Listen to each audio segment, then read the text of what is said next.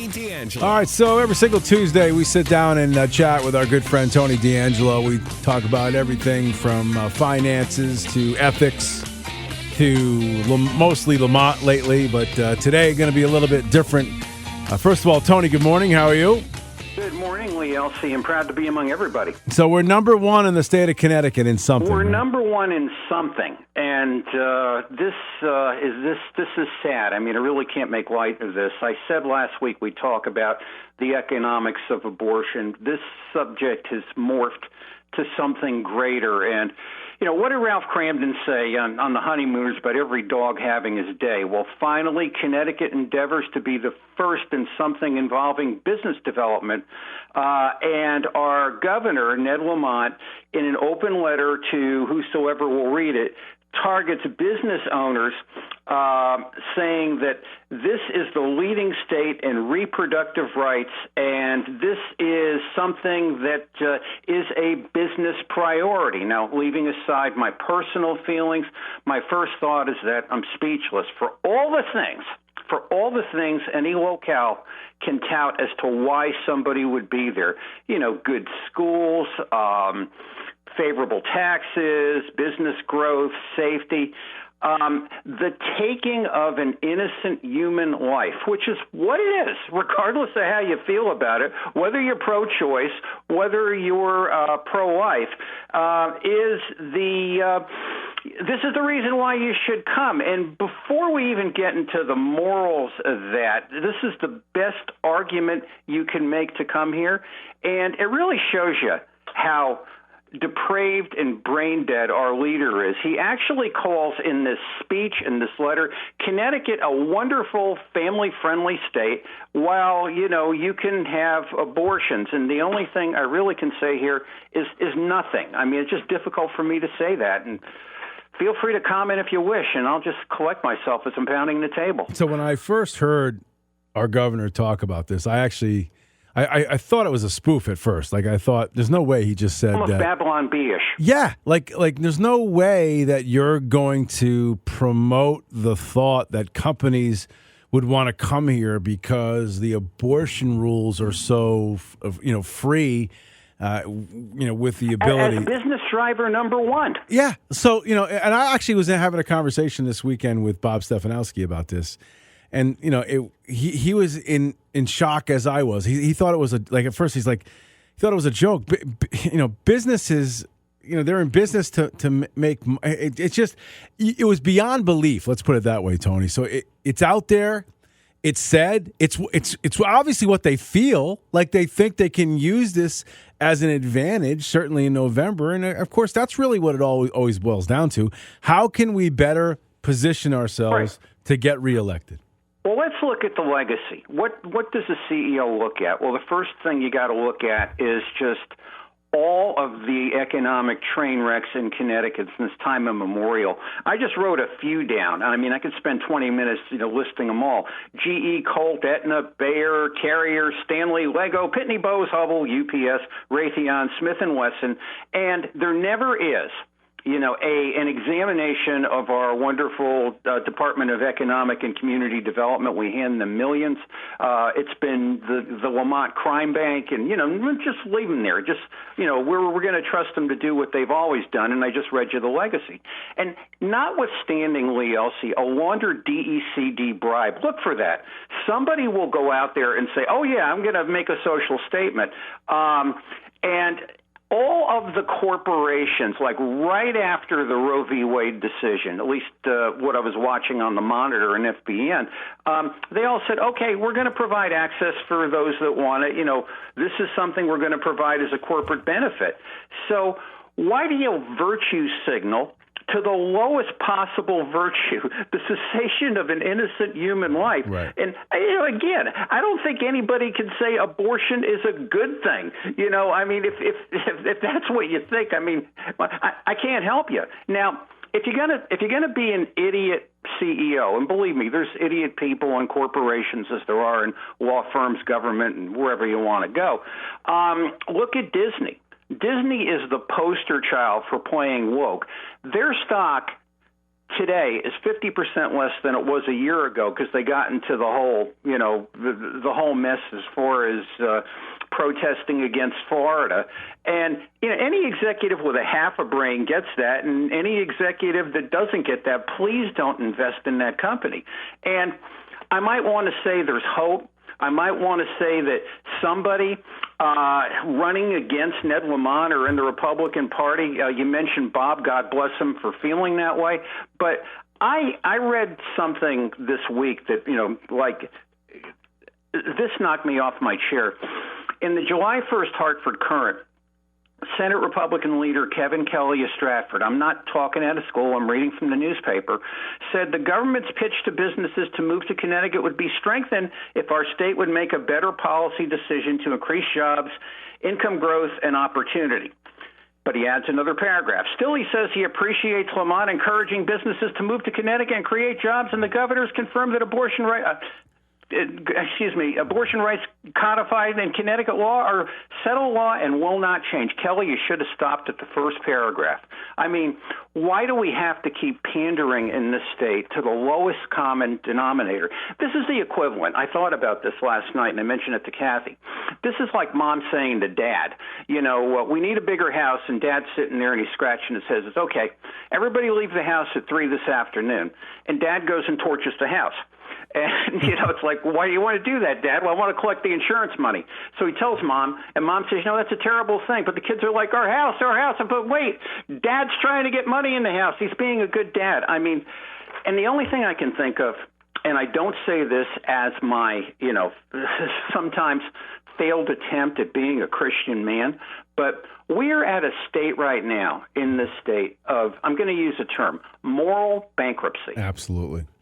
Moral bankruptcy. Now, I don't mean, moral bankruptcy in the sense of follow Jesus or follow Buddha or follow Zoroaster, but any core principle that's out there for just sanity, good government, safety, we have absolutely none of that, and we keep pandering to the lowest common denominator. Now, and you look at a state, I hate to keep bringing this up, but my father was right about me being a broken record, like Glenn Youngkin.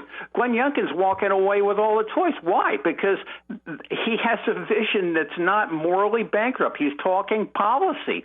We don't talk policy here. We talk, we talk stupid stuff. Now, in my case, I mean, I am not, how could I put it? I am pro-life, but yet I feel that if someone wants to have an abortion, they're going to do it, and you might as well. I mean, you shouldn't put them at risk. I mean, I'm old enough to remember, the back alleys and the coat hangers and the flights to Mexico and things like that. I mean, it's like if my neighbor wants to come over here and blow my brains out, he can do it. It's an act of free will. That goes back to the Garden of Eden. But where we don't think in this state, where we have no vision, is the goal shouldn't be right or wrong, red or green. It should be, what do we do for fewer abortions, stopping teenage pregnancies, out of wedlock births? I mean, no, we don't, we don't encourage that. We don't have, like I'm still livid about the whole thing with baby bonds.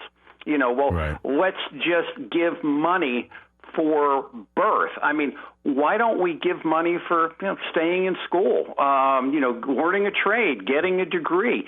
And all this has an impact on society, and I can go off 9 different ways, but I'm just like, that term, moral bankruptcy, just hit me in the head last night, and this, unfortunately, is where we are. I mean, what'll be the next low? I mean, this is terrible. It's almost as if, and I'm sure I'm maybe over-exaggerating. Maybe I'm not the only one that feels this way. I don't know. But I almost feel like sometimes when I hear certain folks talk about abortion rights, etc., they do it with a sense of zeal and relish. It's a celebrated issue. Like they love the idea that they can get an abortion. Champion. Yeah. And this is really the sick thing. I'm going to take the Guttmacher Institute, which is a pro-choice health policy organization. Think about this. When you get into the economics of this, they have calculated there's been 63.5 million abortions since Roe versus Wade. Now, this article goes back a little bit. I'm sure there's more. to give you, at least to give me, because my brain has a difficulty in trying to comprehend something so large. To give you an idea of the massiveness of that figure, I think in terms of baseball stadiums, Lazario will tell you that. I've been doing that for years. The only way I can conceptualize this is like Yankee Stadium holds 50,000 people. Now, the square footage is 635,000 square feet. Now, if we're to fill the number of Yankee stadiums by the number of abortions, we'd need 1,300 Yankee stadiums. Now, if we're imagine that in size, in square mileage, it would translate into 845 million square feet, coming to 30 square miles. Manhattan Island is 22.6 square miles. So think about all these people in close quarters standing shoulder to shoulder, these hypothetical people that never had a shot at American life. Now, let's go another step. If we had economics, if we weren't morally bankrupt, if we had vision, as to things, maybe these women, I know several, I am blessed to know several who have raised their children to adulthood, would say, hey, there's a shot for me. I will love and raise my child, and I will be an example, and I'm not going to become another statistic, and I'm going to do something right. If we had, this, whatever you want to call it, stronger, non-morally bankrupt mindset, but we don't. And you say to yourself, and those 63.5 million people, how many books were not written? How many porches weren't built? How many cars weren't fixed? How many good deeds were not done? And you can only think about that as just as one particular thing there. Let's talk about the mental health effects of abortion. To your point, Lee Elci, about, they don't care, abortion is something to celebrate. A 2011 study in the British Journal of Psychiatry reported women with abortions 34% more likely to develop an anxiety disorder, 37% more likely to experience depression, 110% more likely to abuse alcohol, 155% more likely to commit suicide, 220% more likely to abuse marijuana. Now, think about that. Think about the social damage of that. So what happens? They're going to doctors, they're going to lawyers, they're going to social workers, they're going to hospitals. I don't have anything against any of those classes. I mean, I have my moments from time to time, believe me, hang around here for a morning. But the only thing with that is you have this, transference of resources really to a class that after a while becomes, more rich, more economically endowed, as the result of having to deal with this. And I mean, we don't look at that. In 1992, give you more statistics. The Journal of Social Issues dedicated an entire issue to the psychological effects of induced abortion. In an overview of the contributors' papers, the editor concluded there is no disagreement among researchers that women experience negative psychological reactions post-abortion. And it's just, for people to say this has no consequence whatsoever and go ahead and this is great and let's make this a corporate benefit, people won't believe it. It just ain't true.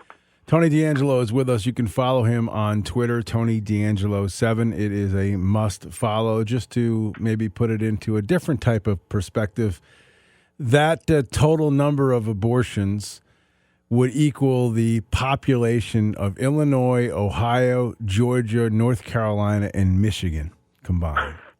How about that? Staggering. I can't get my head around it. I mean, it's 60 something. I mean, and then we didn't even factor in, by the way, that we're talking about what? How many years of this? 50 plus years of this? So over that? Yeah, or 49 to be technically correct, I guess. But how many generations are lost? We'd be in the third generation of people. I mean, these kids would have had kids. You're talking maybe, 60-something million abortions, maybe 300 million people, 200 million people. I'm so happy you mentioned that, because if you look at the economics of this, if you look at, the lost economic value concerning this and all of these people, take half those people, half it to 30.25 million, and have them working for 25 years at $50,000 per year, the economic production of them, I'm taking half of them, this is probably a more dire scenario. It's greater than our national debt. It's like $7 billion more than our greater. Do the arithmetic. I challenge you. I mean, it's like, hey, this is wonderful. Let's go ahead and do it. No, it isn't. No, it isn't. It's terrible. Yeah, I just keep going back to your original premise, though, the idea that you're going to sell the state on the idea that we are the destination for abortion. It's just sad. It boils down to be sad. And this is the best you can do. I mean, I'm just waiting as I go into this month, or people I might talk to in other states. It's like I'm going to have to explain that I don't agree with my state's policy. I mean, it's like I don't appreciate this, people. I really don't.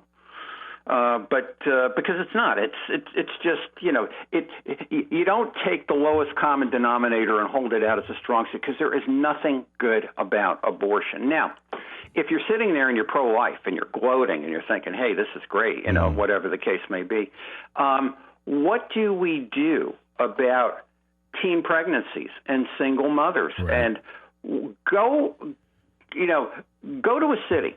I mean, I did this for many years. Walk around New Haven and see these mothers, mostly of color, dragging like 2 little kids and 3 little kids onto buses, kicking them, punching them, slashing them, calling them names, and or like you mentioned in your monologue, that depraved young man that shot up people in Illinois. I mean, like, to raise a child and to have him do something like that, it's a lot more than let us preserve every birth. We have to do things that are constructive, where we change the arrow other than going down. I mean, like my one idea, and that's just me thinking of myself, why don't we reward good social behavior rather than, like just having parent births and having that? But it is difficult for me to say this, but I'm back to the old Jewish guy in the Bible, Habakkuk. When there's no vision, people perish. Hey, we're perishing. Yeah. It's terrible. Well, I mean, there's extremes on all sides. I read a story over the weekend that Ohio turned away a young person 10 years old, who was raped, wanted an abortion. I mean, that's insanity, right? To me, I mean, the idea that we get to that point. So I don't know. Tony, but we can move on. I mean, in our state, I mean, it's like we can move on into things actually being worse. There was a law that was passed. You could read it, Public Act 2219, and it is the abortion safe harbor, where in this whole thing of, give me your abortion people and let them come here and let them have abortions. And my view is, if you want to have a safe abortion, there will be a place for you on this planet to have a safe abortion. Right. And, of course, you'd hope for people to say, well, why do I want to do that? What can I do not to do that? Why don't I stop myself from doing that before we get into a mess? But, this is where the bar has to go up rather than go down. But if you read Public Act 2219, I mean, this is like, talk about bad legislation. If, and we've gone over it in this show, if a woman wants to come into the state and have an abortion, and the state that she's come from wants to prosecute her for doing that, because that would be a crime in that state.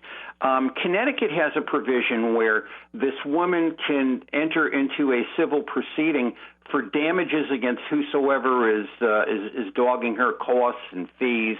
And, of course, this is going to be something in a Connecticut court. It's going to be judged by Connecticut law. It's going to be a slam dunk victory. You're never going to be able to, collect on it. It's just, and you ask yourself, why is this there? And this is like, for example, if you want to be a safe harbor state, come here and have your abortion, but, proceed at your peril. You're a mature person. You've made a decision, and come. Why on earth does the state have to institute itself and effectively use what's going to be this provision to bully itself against red states? I mean, why does the state have to get involved in every single stupid decision that we make. And not only that, it gets worse. Somebody sent me a tweet. I've got some great friends who keep me informed on things. And the Democratic Party said, well, if you come from, wherever state you're coming from, we will keep your data safe. Yeah, Boston Consulting, Semaphore, AMN Healthcare.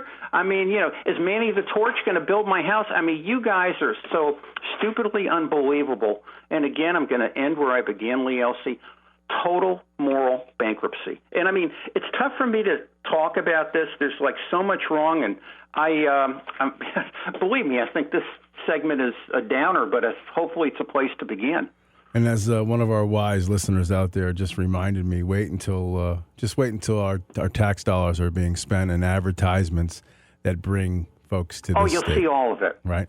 You'll see all of it. Yeah. It's a shame. Yeah. It's terrible, and it just sends a horrible message. And I mean, if there's any good news here, there ain't nowhere to go but up. Tony, great stuff as always. I appreciate it. Tony D'Angelo 7. We'll check in with you next week, pal. Appreciate it, pal. Thanks, all right, buddy. You have a good one. There you go. And as always, you can go back and listen to that. Or Tony usually retweets the entire conversation on his Twitter feed. We'll come right back. Bruce Flack's next.